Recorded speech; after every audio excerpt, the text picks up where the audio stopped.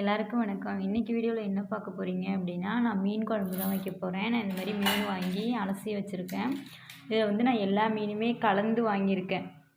ஏன்னா எல்லா மீனுமே கலந்து வச்சா குழம்பு நல்லாயிருக்கும் அப்படின்னு சொல்லுவாங்க. அதனால் கானாங்கெளுத்தி மீன், அப்புறம் வந்து பூவாளி மீன், அப்புறம் சங்கரா மீன், அப்புறம் வந்து பாறை மீன் அப்படின்னு சொல்லிட்டு நான் ஒரு 3 வகையான மீன் சேர்த்து தான் வாங்கியிருக்கேன். இதை வச்சு தான் நான் மீன் குழம்பு வைக்க போகிறேன்.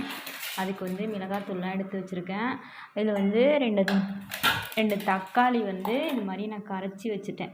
ஏன்னா தக்காளி கரைச்சி வச்சா நல்லாயிருக்குன்னு சொல்லுவாங்க அரிஞ்சு போகிறதோட. அதனால் 2 தக்காளி கரைச்சி வச்சுருக்கேன். அது கூட கொஞ்சம் பச்சை மிளகா கட் பண்ணி வச்சுருக்கேன்.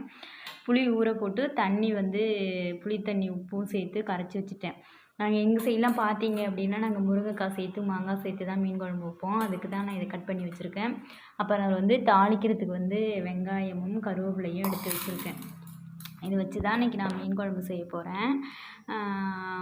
எங்கள் கிராமங்கள் பார்த்திங்க அப்படின்னா நாங்கள் கடற்கரை பக்கத்துலேயே இருக்கிறதுனால மீன் வந்து கிடைக்கும். ஏன்னா மீன் வந்து எப்போவுமே ரோட்டில் பைக்கில் மீன் கொண்டு போவாங்க. இல்லை அங்கே போயிட்டு நம்ம எங்கேயாவது எட்டி அந்த மாதிரி சந்தை அந்த மாதிரி போட்டிருப்பாங்கள்ல, அங்கே போய் கூட மீன் வாங்கிக்கலாம். இதை வச்சு தான் இன்றைக்கி நான் மீன் குழம்பு வைக்க போகிறேன். நான் எப்படி வைக்கிறேன்னு பார்க்கலாம். வாங்க வீடியோக்குள்ளே போகலாம். சட்டி வச்சு எண்ணெய் ஊற்றிட்டேன். எண்ணெய் காஞ்சிட்டு இதில் வந்து நம்ம சோம்பும் வெந்தயமும் எடுத்துருக்கோம் தாளிக்கிறதுக்கு. எப்போவுமே மீன் குழம்பு வச்சோம் அப்படின்னாலே நாங்கள் சோம்பும் வெந்தயம் சேர்த்து தான் நாங்கள் மீன் குழம்பு வைப்போம். இது கூட வெங்காயமும் கருவேப்பிலையும் சேர்த்துக்கிறேன். ஏன்னா ஒரு கையாலேயே வீடியோ எடுத்துகிட்டே தாளிக்கிறேன்னா கொஞ்சம் கஷ்டமாக இருக்குது.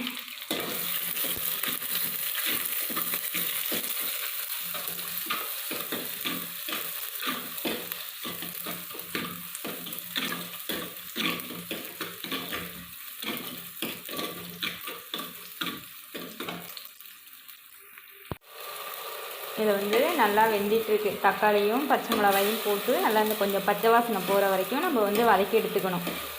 ஏன்னா இந்த மாதிரி மீன் குழம்பு தக்காளி வந்து கரைச்சி வச்சிங்கன்னா ரொம்ப டேஸ்ட்டாக இருக்கும். நான் வைக்கிறது மாதிரியே நீங்களும் கரைச்சி வச்சு பாருங்கள்.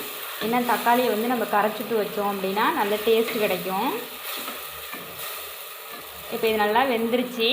இப்போ வந்து இது கூட நான் அந்த கரைச்சி வச்சுருக்க புளி தண்ணி இது கூட நான் உப்பு சேர்த்து கரைச்சிட்டேன். இதை வந்து நம்ம இது கூட சேர்த்துக்கலாம்.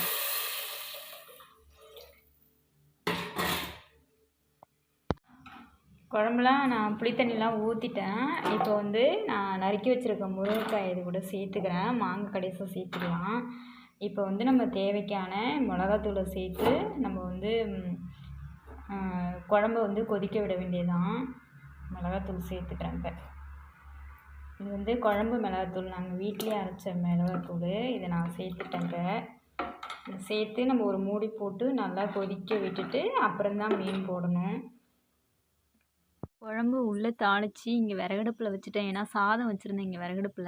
அதனால வந்து நான் உள்ளே வந்து கேசடுப்புலையே வந்து குழம்பு தாளிச்சிட்டேன். இங்கே சாதத்தை வடிச்சிட்டு திரும்ப விறகடுப்பில் தூக்கி வந்து இங்கே வச்சுட்டேன், எரிச்சு விட்டேன். நல்லா இருட்டு நைட்டு சாப்பாடு தான் நான் செஞ்சிட்ருக்கேன். எங்கள் ராம அங்கே தூங்கிட்டு இருக்கு பாருங்கள் ஃப்ரெண்ட்ஸ். ஃபுல்லாக இருட்டு ஆகிடுச்சி. ஏன்னா எனக்கு அங்கே கேசடுப்பில் சமைக்கிறத விட இங்கே விறகடுப்பில் சமைக்கிறது வந்து ரொம்ப ஈஸியாக இருக்கும். ஏன் அப்படின்னா இங்கே வந்து வெளியில் நல்லா காற்றோட்டமாக இருக்கும். இங்கே நல்லா வந்து ஜில்லுன்னு நல்லா காற்றடிச்சிட்ருக்கும். அதனால் எப்போவுமே எனக்கு வெளியில் சமைக்கிறது ரொம்ப பிடிக்கும். அத்தியாவசியமான தேவைக்கு மட்டும்தான் நாங்கள் உள்ளே சமைச்சிக்குவோம். அதனால் ஏன்னா இங்கே விறகடுப்பில் சாதம் வந்ததுனால அங்கே தாளித்து எடுத்துகிட்டு வந்தேன். அதுதான் இங்கே அடுப்பில் நான் வந்து இங்கே வச்சு எரிச்சு விட்ருக்கேன். இப்போ வந்து குழம்பு கொதிச்சிருச்சு. நம்ம வந்து மீனை போட்டுக்கலாம் ஃப்ரெண்ட்ஸ். பார்க்கலாம் குழம்பு கொதிச்சிருச்சான்ட்டு. குழம்பு நல்லா கொதிச்சுட்டு இப்போ நம்ம வந்து மீனை போட்டு குழம்ப இறக்கி ஒரு 5 நிமிஷம் கொதிக்க விட்டு நம்ம இறக்கிக்க வேண்டியது தான். இப்போ நம்ம வந்து மீனை சேர்த்துக்கலாம். குழம்புல எல்லா மீனுமே சேர்த்துட்டேன். இந்த பாருங்க சேர்த்துட்டேன். இது அப்படியே கொதிக்கட்டும். நல்லா சேர்த்து கொதிக்க விட்டு நம்ம ஓப்பன் பண்ணி பார்த்துக்கலாம். எல்லா மீனுமே சேர்த்தாச்சு. இப்போ வந்து நம்ம கொதிக்கட்டும், மூடி வச்சுருவோம்.